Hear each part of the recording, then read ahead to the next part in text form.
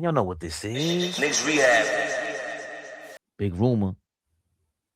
Boy, oh boy. Remember, they said we're trying to be like the Celtics. With the And what Jrue, better way than copy them than to bring out Jrue Holiday from the fold? Holiday piece. I think it was Marc Stein who reported that the Knicks have had interest in Jrue Holiday. I haven't independently confirmed that, but I do know that just the idea is from teams kind of interested in Giannis. The idea would be that Giannis would enjoy playing with Jrue Holiday again. Obviously, they won a title together in Milwaukee, and so trading for Jrue makes you more enticing for Giannis in terms of if he can try to finagle his way to a certain destination. You have Jrue Holiday, guy he wants to play with. That probably moves you up on his list in terms of preferred destinations. But getting ahead of ourselves there. But I think that's what the Knicks' interest would be. I don't think that interest is independent of Giannis. But again, haven't independently confirmed that one. That was Ian Begley giving his piece on Jrue Holiday. Not much, but at least he announced it. And there's other people reporting from Marc Stein. Another concept that keeps coming up. Rumbles that the Knicks have explored pathways to try to acquire Portland's Jrue Holiday. There are at least two clear reasons why New York would have interest in the player who helped both Milwaukee and Boston win championships this decade. The presumption that acquiring Holiday, if there's a way, would make the Knicks an even more attractive destination to Holiday's former Bucks teammate Antetokounmpo, and New York is believed to hold a long-standing fondness for Holiday as a potential backcourt complement to Jalen Brunson. I mean, that's stating the obvious kind of, but as an older player now. But, oh boy, how do you feel about Jrue Holiday coming to the New York Knicks? I would love it. He's another ball handler, and he could defend. And you got to remember, guys like that, that's what we need in the playoffs. Jrue Holiday's not going to come here to impact the regular season, and he's a smart basketball player. So that means down the stretch, you can have the ball in his hands and not worry about a turnover. He's going to make the right play, and he can shoot the three-point shot. So, I understand what people are saying, but a move like this, listen, it would be perfect. Championship pedigree. He's legit. Like I said, can handle the ball, and he can defend. And it's for the playoffs. It's for the playoffs. So, for me, I would love that move. I would love that move, especially we ain't got to give up nobody from our core. That's a no-brainer. Then you have Jrue Holiday makes $32 million this year, 32.8 next year, and the season after that as a player option, $37 million, and the cap hit is around 21% each season. And again, I think that's around Mikal Bridges' contract, and I think that's another major thing here. Yeah, but he's also a threat. So you got to remember, putting Kolek on the floor is not a threat to like bigger teams and championship level style teams. You get a guy like Jrue Holiday down the stretch, the end of a ball game with him in the backcourt with Brunson. Now Brunson is off the ball and he has a legit guard. Like, so for me, these are moves that we need to think about making if we're not going to make the big splash. But also, I agree with what the reports say. You got to make this thing, you got to make it where Giannis is going on. Nah, I want to go over there. So I think, just a piece like Jrue Holiday, it not only makes us a better basketball team, but it also makes us that more attractive for Giannis to really want to come over here.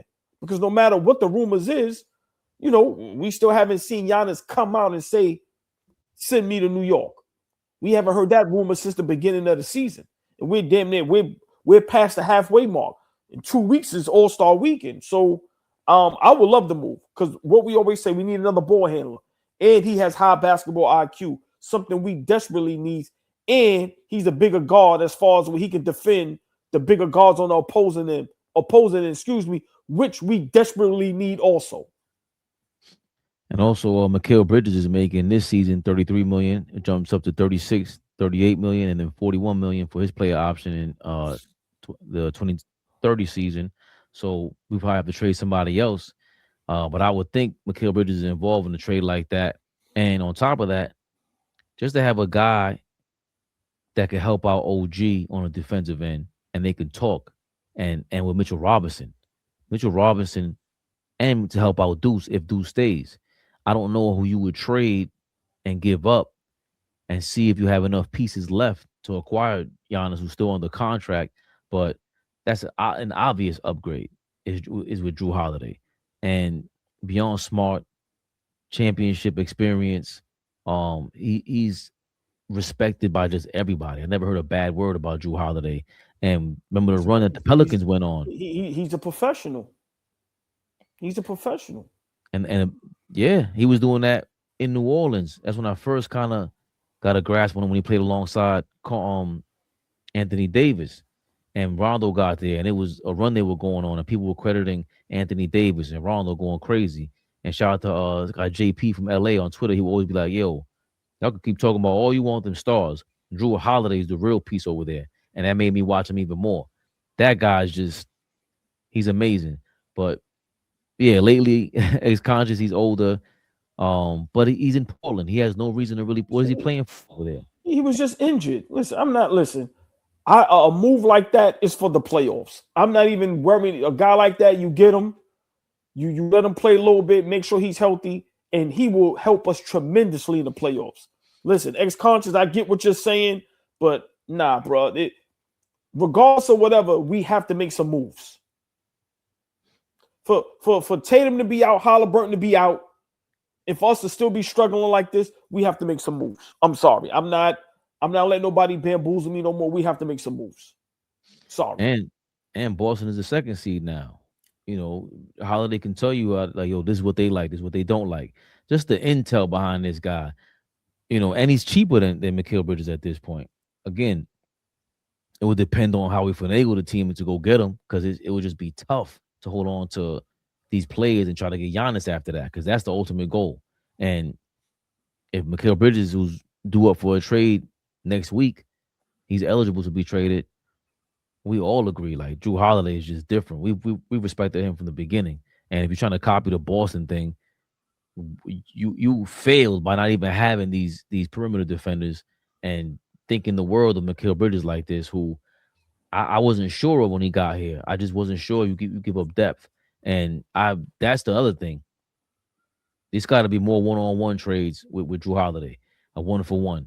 Enough giving up the depth, man. Because especially with depth, with guys that were contributing to our chemistry. The chemistry we had 2 years ago was insane. It hadn't been like that since the 90s. It just wasn't.